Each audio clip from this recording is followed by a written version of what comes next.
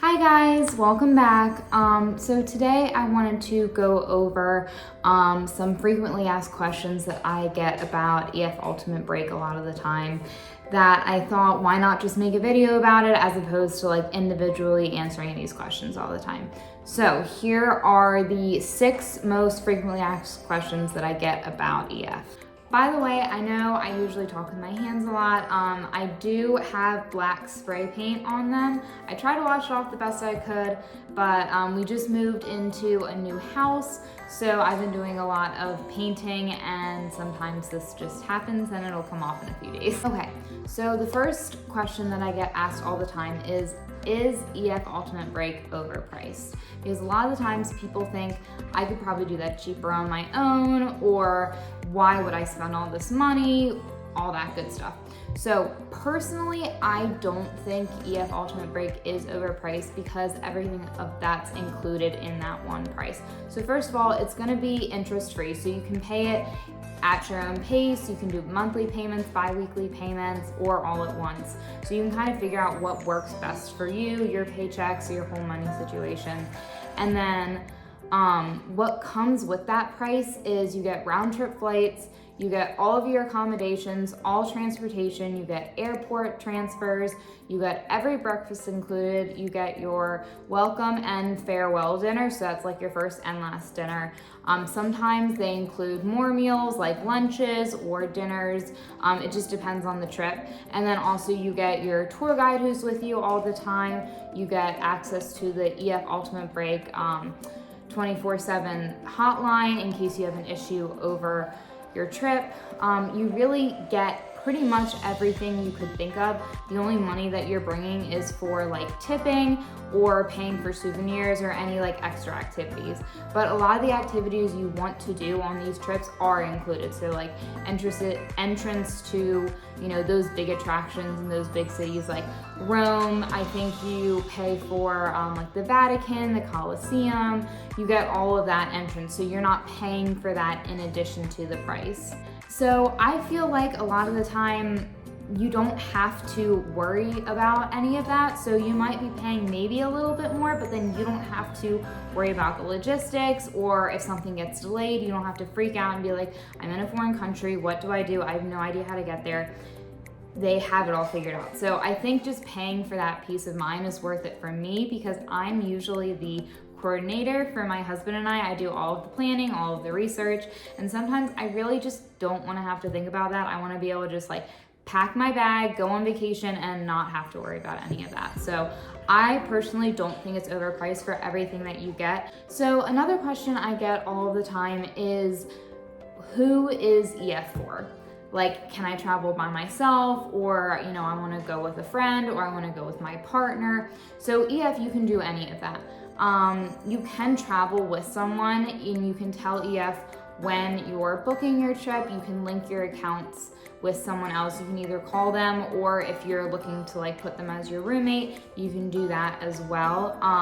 So you can do that if like your partner's with you, or if you and your friend or multiple friends want to just be together in a room without anyone else, you can do that. But I would say at least half of my groups when I do EF trips usually are solo people, at least 50% of the time. I have had other married couples, couples in general. I've had sibling groups, I've had friend groups, but I would still say at least half the group usually ends up being solo travelers who don't know anyone else to travel with and they just want to find someone. Sorry if you hear all that rustling in the background, that is my dog playing in her bed. So long story short, yes, you can travel with other people, but it's also totally not weird to travel by yourself. No one's gonna be like, why are they traveling by themselves? That's literally what EF is about, is meeting other people that you want to connect with, that want to travel like you do, want to have those same experiences. So the next question that I get asked all the time is, people will go to EF's website, they'll check out all the trips, look at the itineraries, and they'll be like, wait, so is literally every second of every day planned out for you? And the answer to that is no. So you are busy. Like the itineraries are kind of a loose breakdown of what's gonna happen each day. So that can change depend on traveling times. Like sometimes you're traveling super early in the morning, sometimes it's a little later.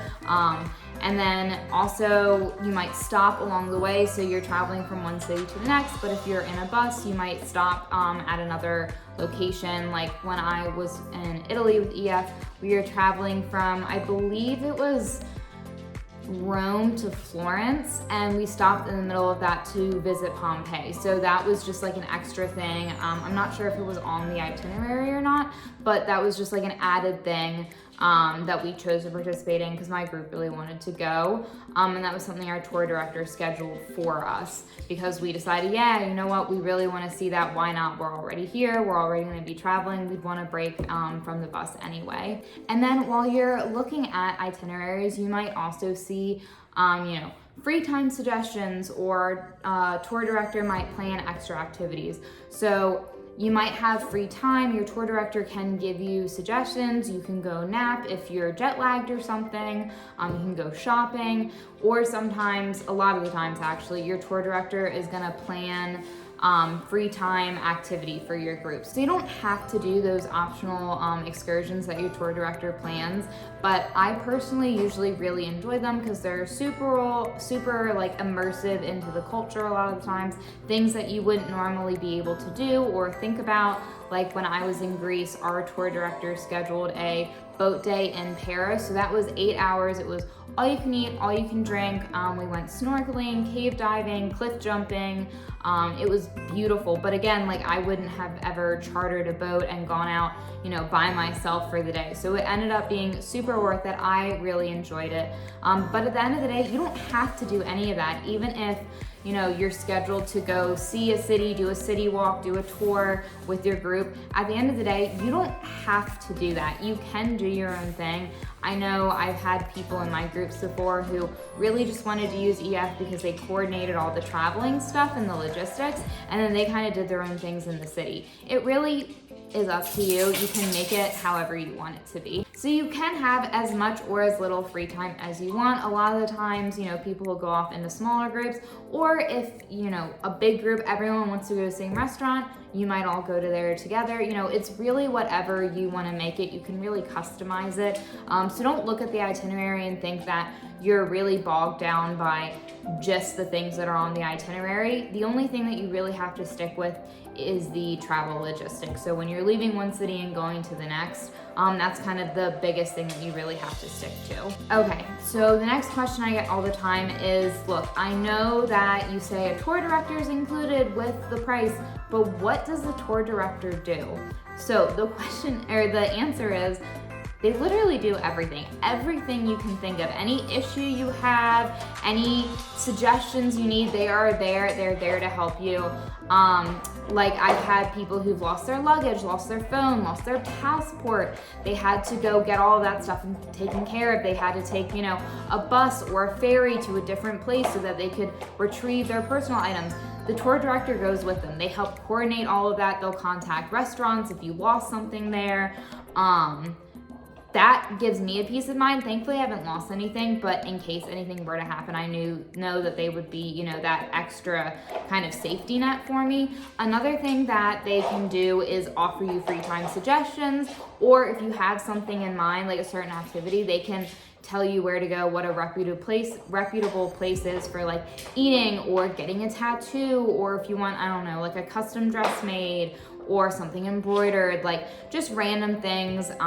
They can give you all of that. So you don't have to worry about, is it a scam? Am I being ripped off? Is this overpriced? They can really help you with all of that. Another thing that they can do is help you schedule outside suggestions that you want to do. Like if you don't want to go with the group to a certain place, but you do know that you want to see this museum or this city center or whatever, they can help schedule a private taxi or a bus. If you're able to do that and it's safe to do that, they'll help you get all of that coordinated too. So it's really just a safety net. It's something really nice to have. when you're going, maybe you've never been on a plane before, you've never been on a, ginormous ferry in Greece before. They're gonna help guide you through all of that, so you're not like, where do I go? Where do I put my luggage? Like, they'll literally be with you every step of the way to help you out. It's just a great peace of mind. Again, I like that I don't have to be worrying about that or thinking about that. They're literally like a mother, like hen. You get to follow them everywhere if you want to, and they're usually really, really awesome people. Okay, so another question I get, especially when people are looking at some locations that EF offers for trips that they've never really thought about, or that they're not necessarily comfortable going by themselves. A lot of people always ask, do I feel safe traveling with EF? And the answer is yes. I've never felt unsafe because I never have to be alone if I don't want to be. I personally don't like being alone, so that might have something to do with it.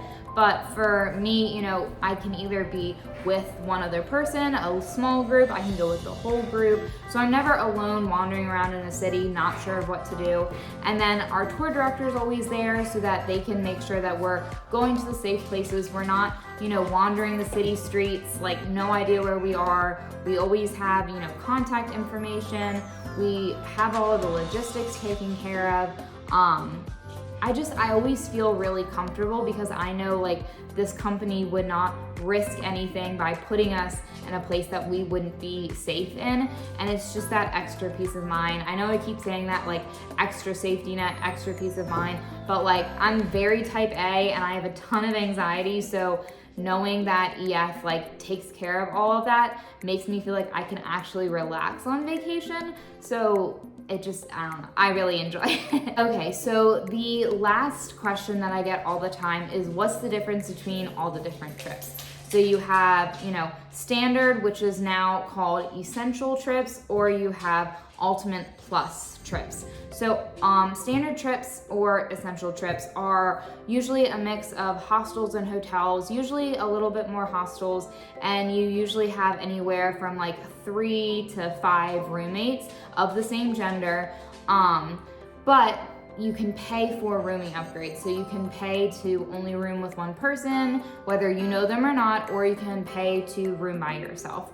So with Ultimate Plus, you're only staying in upgraded hotels and you don't have to pay for that extra rooming upgrade because you're only gonna have max one roommate. So you will have to pay if you want to stay by yourself, but you don't have to pay if you're only staying with one person. So a lot of the times, people who are traveling with their partners, it's kind of worth it for them because the price difference ends up being about the same as a rooming upgrade. So it ends up working out for them, and then you get to stay at the upgraded hotels. But personally, the hostels that I've stayed in with EF, I never felt unsafe. I never felt like they were dirty or gross or anything like that. Again, that's just my personal experience, but I really enjoyed all of it. So it didn't make as much of a difference for me for the hostel versus hotel. It did make a difference as far as like the rooming upgrades. Ultimate Plus, you may also get a couple more meals included. It just depends on the trip. So really make sure to look out and read the itineraries, and you can always call or use the chat feature on EF's website to ask any of those questions, and they should be able to give you the answers and help you out. All right, guys, thank you so much for watching this video. I hope that this answered some of the questions you might have about EF Ultimate Break, and stick around because my next video is going to be, all right, you've booked your trip. Now here are some things you should know about traveling with EF Ultimate Break. So you've taken the plunge, you're ready to go, but these are some things that you should know before you go. All right, bye guys, happy traveling.